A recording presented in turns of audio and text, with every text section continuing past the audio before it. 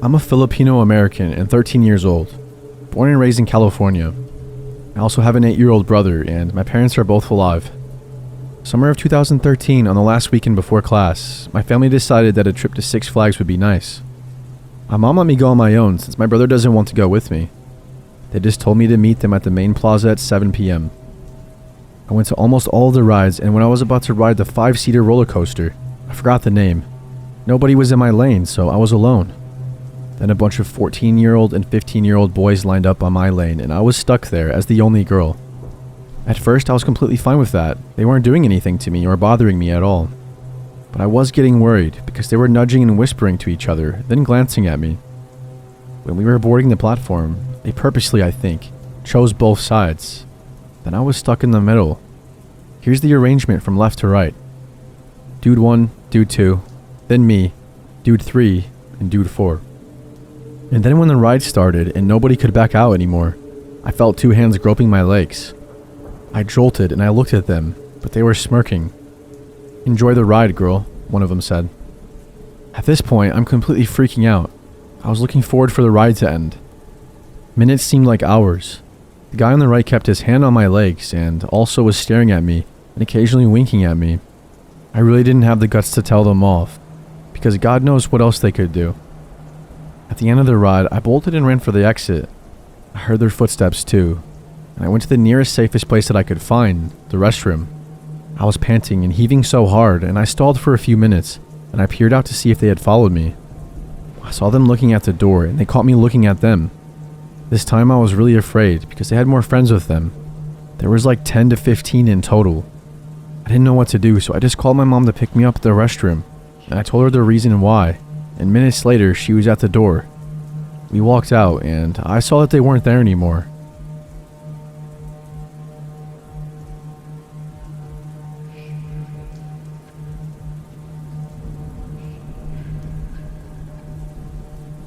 This happened when I was around 11 or 12, during the summer holidays. About me at the time. Male, about 5 feet tall, out of shape, and very shy. I was traveling with my parents in Europe, and we had been to Barcelona and Paris before, with our next destination being in Tarragona, in Spain, where an amusement park called Port Aventura was located. We had scheduled to stay there in one of the hotels for 4 days to visit the park, water park, and beach club. Now the story I'm about to tell happened on the 3rd day in the main park. It was getting late and most of the areas of the parks were closed, except for the Mediterranean area, as a show with fountains, lights, and fireworks was being held over the lake that night, as it was the week of the park's anniversary. I asked my parents if we could stay and watch the show, but they were much too tired after an entire day of running around the amusement park, and needed to go to the information desk to make sure that things we had brought were properly sent to our hotel room. I reluctantly obliged. As we were at the information center, I felt the need to go to the bathroom. I asked my mother if I could go and where the nearest one was. Turns out, the closest one is at the edge of the Mediterranean area. My parents were busy at the info desk, and I have no siblings, so they just told me to go alone. I wish I had waited for them to be done though, so I could have gone with my dad, because what transpired was pretty traumatizing. So I navigated back to the Mediterranean area into the bathrooms. The whole area was pretty busy, and lots of people were crowded by the edge of the lake to watch the show. I entered the bathroom and went on with my business at a urinal, until I noticed a man looking towards me. I normally don't like when people stare at me as I was shy, but this time, instead of embarrassed, I felt in danger. I glanced back at the man. He was about 6 feet tall and maybe mid-20s, with a well-built physique, very short hair, almost shaved, Caucasian, and wearing a gray hoodie, dark blue jeans, and black leather boots. It immediately struck me as the kind of person that you wouldn't find in an amusement park. He was standing in front of the second urinal, as if he was using it, but I had a feeling that he wasn't. I noticed him glancing over at me a few more times. I was finally done and eager to leave. I tried to pass behind him, and as I did, I noticed he tried to reach for me. I barely avoided his hand, and he grunted while I made a whimpering noise. The bathroom was very crowded, so no one noticed it. As I neared the exit, he left his urinal. I left the restrooms and looked over at the lake. The show had finally started, and there were images being displayed on the water of the fountains with a projector. And loud music was blasting on all of the speakers. I tried to blend into the crowd, hoping to lose him. After about a minute of making my way through the cluster of people, I looked back. Not even 10 meters behind me, there he was, following behind, through the same pass between the herd that I had cut through. He now had his hood up, covering his face, but I could feel him staring me down.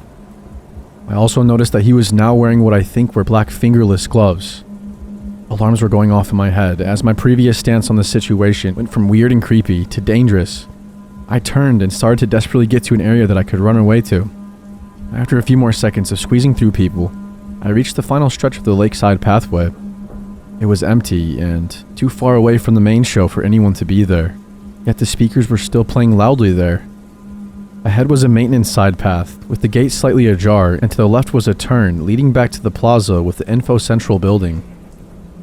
I ran as fast as my asthmatic, out-of-shape self could towards the turn.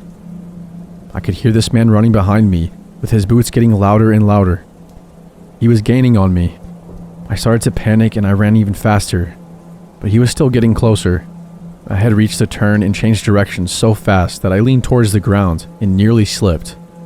I felt motion behind me as if someone had taken a swing at me, and I could hear the man complain in a language that I didn't recognize.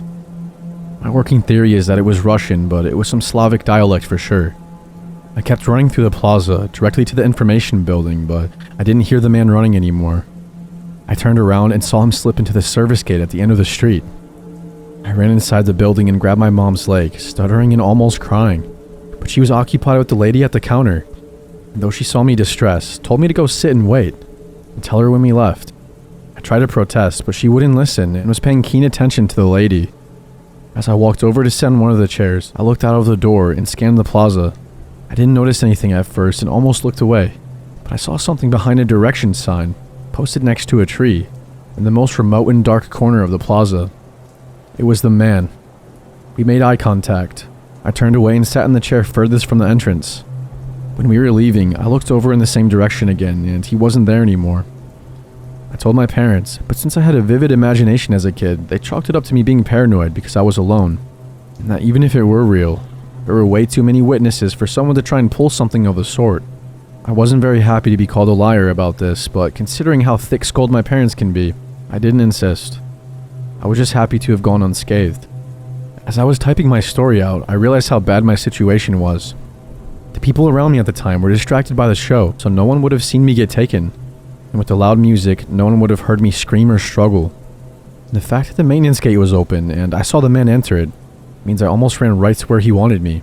To think that I almost got kidnapped right next to a crowd of people boggles my mind. I've never gone alone anywhere in an amusement park since.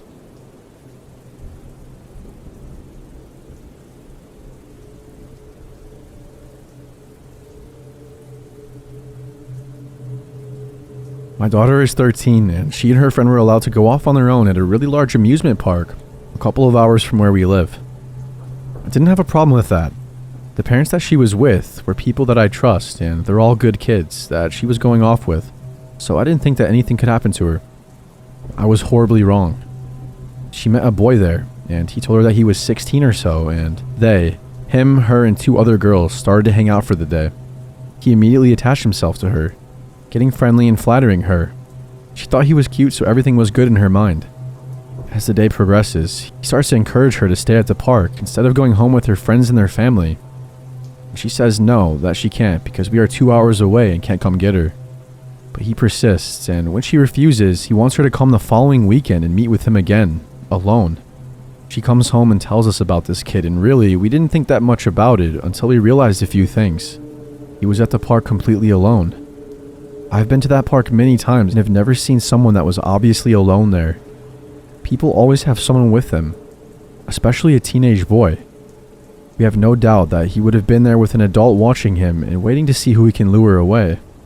He also didn't have a cell phone, a Facebook account, email, or anything else of that nature. In fact, he had her create a Facebook account so that they could keep in touch, using her own email address.